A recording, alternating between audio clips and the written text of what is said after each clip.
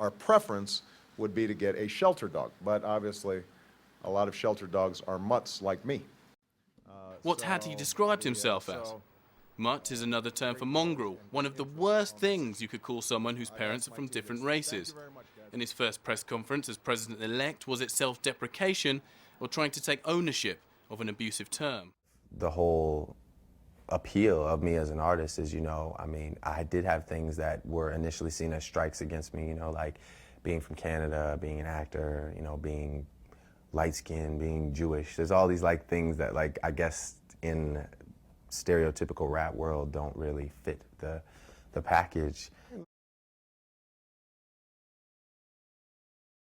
I identify myself as a Puerto Rican and black male.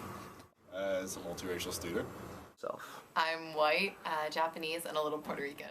I identify myself as Mexican, Irish, American. I identify myself as black and Hispanic. Multiracial, so African American, Jewish, Native American. I'm Italian and Jamaican.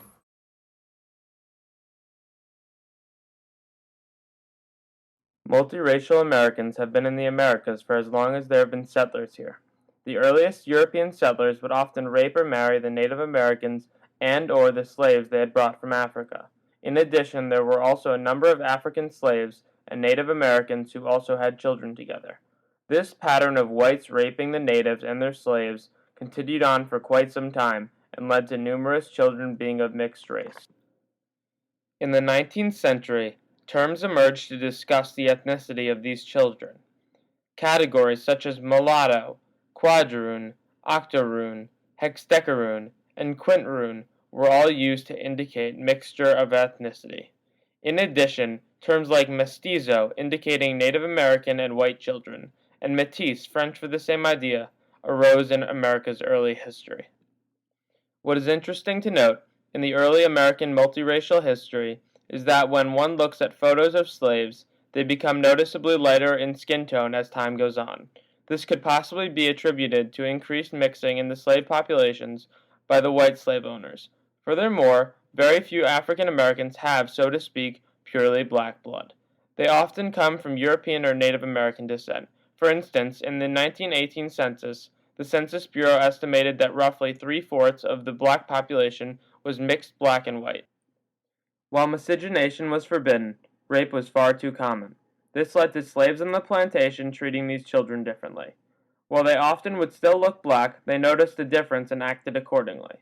These children were in the middle, often shunned by white society, but not fully accepted by black society either. Beauty, particularly for women in America, is whiteness, okay? Blonde, thin, beautiful, blue-eyed, white, right? And so for black people, that is a very serious problem that many don't realize exists. And that relates to people of mixed race because historically you've been taught then that if you can't be white, then at least you want to be mixed, right? So there is a little bit of resentment towards them because of what this society has taught us to want, but then there's also acceptance because you know what their life is like.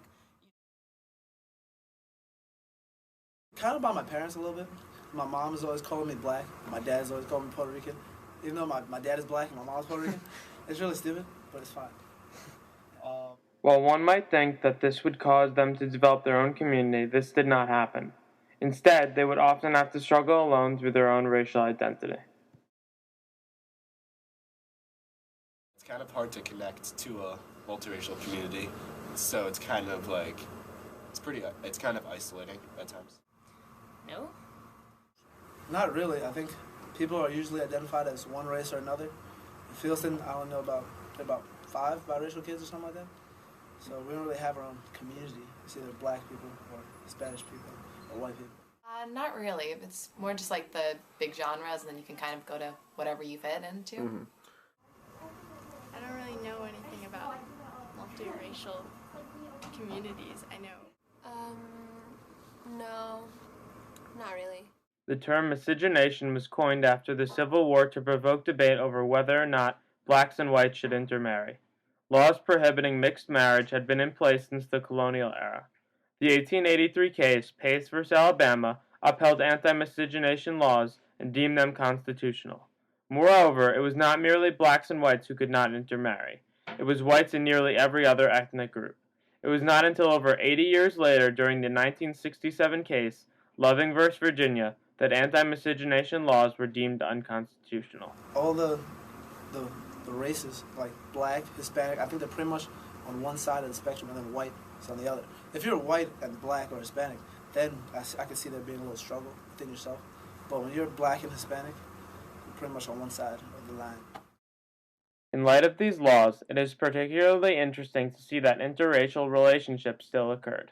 There were many mixed children, and through the mechanism of hypodescent, they were often seen as black.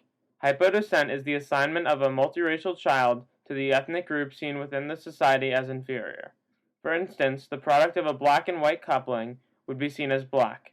While this practice no longer exists in the same rationale, it does so visually.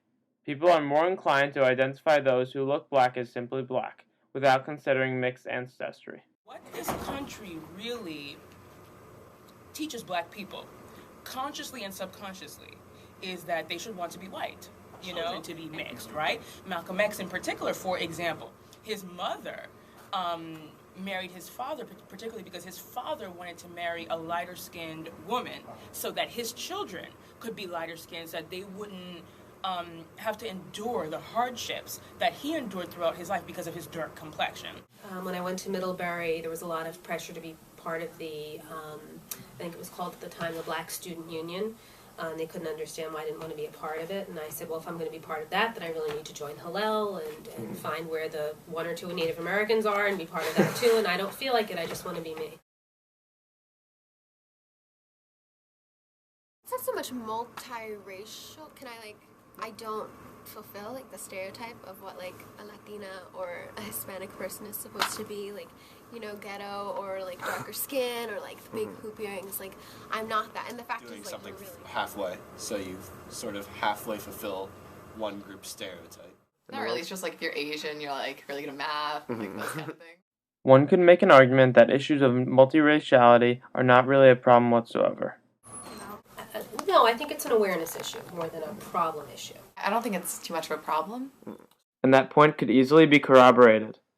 The strongest piece of evidence could be the election of Barack Obama, the son of a white mother and a black father. However, for example, President Obama is multiracial just as I am, yet he's always called the first African-American president. That doesn't make me angry, but I just feel like it's not totally accurate. So it's like it is understandable to have a problem with calling someone multiracial black. It is an example of the aforementioned hypodescent. Being multiracial is a unique identity. While perhaps acceptance isn't a problem right now, recognition of a multiracial people is what seems to be the chief concern. The identities do not seem to be fixed. I guess if you're like with a group of people that's more one than the other, like if I was with a group of, let's say, black guys or something, or a group of Hispanic guys, I guess I would identify more with that group. It seems that the issue of multiracial identity doesn't seem to be an internal one. It seems to be amongst how other people see them as individuals. People really don't think of multiracial, they'll think of biracial as just black or white. So you're only biracial if you're like half black. So I think people will think of me as a white student, or if you look more black, they'll think of you as a black student. Most people don't look at me and think I'm Asian, even though I'm almost half Japanese. So that affects it a little, I guess. So the way you see yourself is different than how other people would see you? I think so. So how would you say other people do tend to identify you? Mainly just white. The issue of multiracial identity will only stop being an issue once people recognize multiracial people outside of strictly either black or white or Hispanic or Asian or any other race. While race, a social construct, isn't necessarily a spectrum, it doesn't divide into strictly defined categories either. When people are able to realize this and see multiracial people as just that, multiracial, this unspoken problem of identity will be a problem no more. We have like the China or Chinese heritage assembly. Then there's black assemblies. There's no like multiracial. You're always made to sort of choose one.